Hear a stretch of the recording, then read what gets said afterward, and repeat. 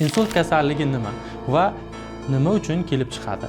Qanday belgilar insult kasalligida kuzatiladi? Shifoxonaga jo'natilishi kerak. Aslo uyda saqlab o'tirish kerak emas. Tegmaslik kerak, uni qimirlatmaslik kerak.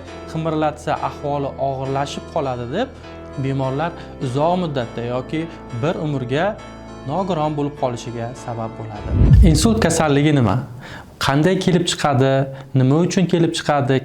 Kimlarda ko'proq uchraydi va insult kasalligi qanday davolanadi? Assalomu alaykum. Mening ismim Daminov Doniyor Shokirovich, nevropatolog, shifokorman. Hilol Med klinikasida faoliyat yuritaman. Har yili millionlab insonlar insult o'tkazadi. Aniqrog'i, yiliga butun dunyo bo'yicha 12 millionga yaqin inson insult o'tkazadi va shulardan 7,5 millioni insult tufayli nobud bo'ladi. O'zbekiston sharoitida yiliga 45 mingdan 55 minggacha insult holatlari kuzatiladi va insult tufayli har yili O'zbekistonda 15 mingga yaqin inson hayotdan ko'z yumadi. Bu sonlarning o'zi insult kasalligi naqadar dolzarb muammo ekanligini ko'rsatadi. Insult kasalligi nima va nima uchun kelib chiqadi? Insult kasalligi bu bosh miyada qon aylanishining o'tkir buzilish holati hisoblanadi. Ya'ni bosh miyaga turli sabablarga ko'ra bosh miya qon tomirlarining bekilib qolishi yoki yorilishi natijasida bosh miya hujayralariga, neyronlarga yetarlicha energiya, kislorod yetib kelmaganligi sababli bosh miya hujayralarining nobud bo'lishi insult deb ataladi. Insultning ikki xil asosiy turi farqlanadi. Birinchisi ishemik insult, barcha insultlarning taxminan 80% tashkil qiladi. Ikkinchisi gemorragik insult. Bu gemorragik insult bosh miya qon tomirlarining turli sabablarga ko'ra, ya'ni yuqori qon bosimi yoki tomirlar anevrizmasining yorilib ketishi natijasida bosh miya hujayralariga, to'qimasiga qon quyilishi natijasida kelib chiqadi. Xo'p, insult kasalligining asosiy sabablari nima? Xo'p, insult kasalligining sabablari nima? O'zi insult bu mustaqil kasallik hisoblanmaydi. Ya'ni bu turli xil surunkali kasalliklarning asorati yoki oqibati hisobiga yuzaga keladi. Ya'ni mustaqil ravishda insult kuzatilmaydi.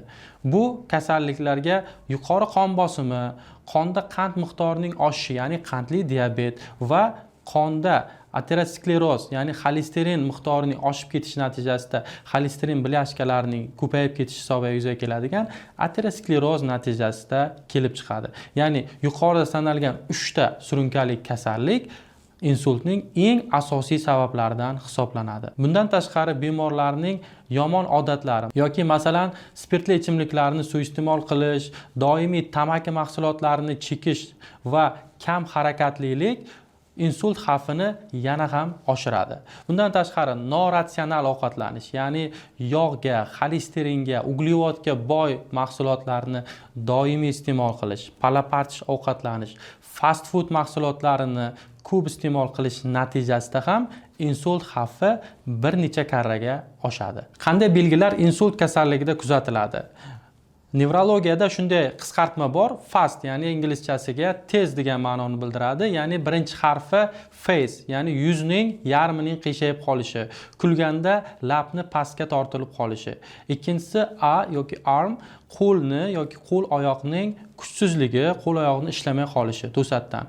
Uchinchisi speech, ya'ni nutqning buzilishi. Bemorda to'satdan nutq buzilib qolishi ham insultning erta belgisi hisoblanadi. Oxirgisi time, ya'ni bu yuqoridagi 3 ta holat kuzatilayotgan bo'lsa, zudlik bilan shifokorga murojaat qilishni ko'rsatadigan abbreviatura hisoblanadi.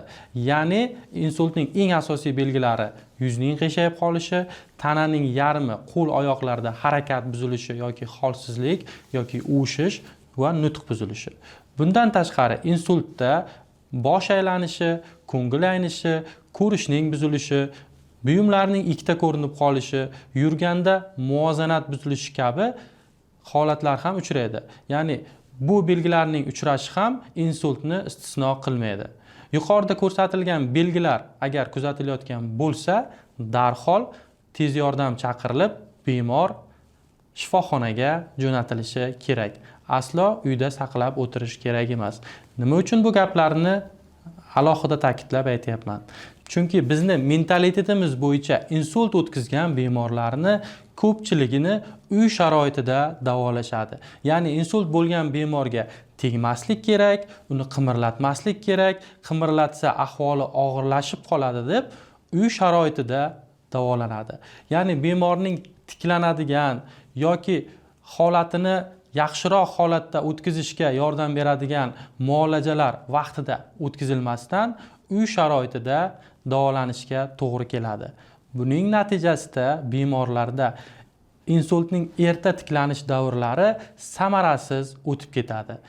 Natijada bemorlarning qo'l oyoqlarida kontrakturalar paydo bo'ladi, yotoq yaralar paydo bo'ladi va bemorda reabilitatsiya muolajalarining yetishmasligi natijasida bemorlar uzoq muddatda yoki bir umrga nogiron bo'lib qolishiga sabab bo'ladi. Shuning uchun insult kasalligi uy sharoitida davolanadigan kasallik emas. Albatta, statsionar sharoitda nevrologiya yoki neyroreabilitatsiya bo'limlarida davolanadi.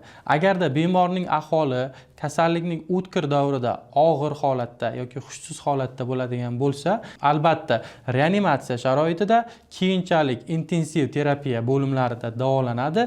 Bemorning holati stabillashgandan keyin albatta nevrologiya yoki neyroreabilitatsiya bo'limlariga o'tkaziladi.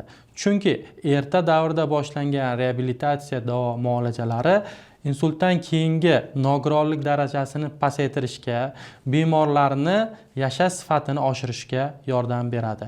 Bundan tashqari, statsionar sharoitda davolanishning bir qancha afzalliklari mavjud.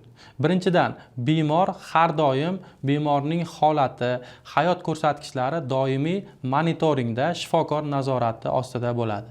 Ikkinchidan, berilayotgan dorilar, kapelnitsalar va boshqa muolajalar doimiy nazoratda turadi. Bemorga muolajalar yoki dori-darmonlar yoqmaydigan bo'lsa, shu zahoti o'zgartiriladi va uning o'rniga boshqa dorilar tayinlanadi. Agar dozasi yetmayotgan bo'lsa, dozasi ham bemorning holatiga qarab to'g'rilanadi. Uchinchidan, shifoxona sharoitida davolanganda bemorga nafaqat nevropatolog, bundan tashqari boshqa tor mutaxassislar, ya'ni kardiolog, endokrinolog va reabilitolog hamkorligida bemorga xizmat ko'rsatiladi. Va eng oxirgi afzalliklari, bemorga davo muolajalari o'z vaqtida o'tkaziladi va dori-darmonlarni o'z vaqtida ichishi ta'minlanadi. Shuning uchun ham insult o'tkazgan bemorlar albatta davo muolajalarini statsionar sharoitda olishlari ularni tezroq oyoqqa turishga, yashash sifatini yanada yaxshilashga va nogironlik darajasini pasayishiga olib keladi. Bizning klinikamizda ham insult o'tkazgan bemorlar uchun barcha sharoitlar yaratilgan. Reabilitatsiya muolajalari, igla terapiya, fizioterapiya kabi insultni tiklashga yordam beradigan barcha sharoitlar tashkil qilingan. Bundan tashqari, bemorlarga qulaylik uchun barcha dori-darmonlar klinika sharoitida mavjud. Ya'ni uning o'zi yoki yaqinlari dori-darmonlarini izlab yurishga hojat yo'q bo'ladi. Bundan tashqari, bemorlarga 3 mahal ovqat va shinam xonalar bemorlarni yanada tezroq tuzalishiga yordam beradi. Agar siz yoki yaqinlaringiz insult o'tkazgan bo'lsa, davolanishni kechiktirmang, chunki yo'qotilgan har bir kun bemorni bir umrga yotoqqa qolishiga, nogironlik darajasini oshishiga sabab bo'ladi. Agar sizda shu kabi holatlar kuzatilayotgan bo'lsa, Hilolmed klinikasiga murojaat qiling. Qabulga yozilish uchun quyidagi nomerlarga qo'ng'iroq qiling yoki Telegram orqali murojaat qiling.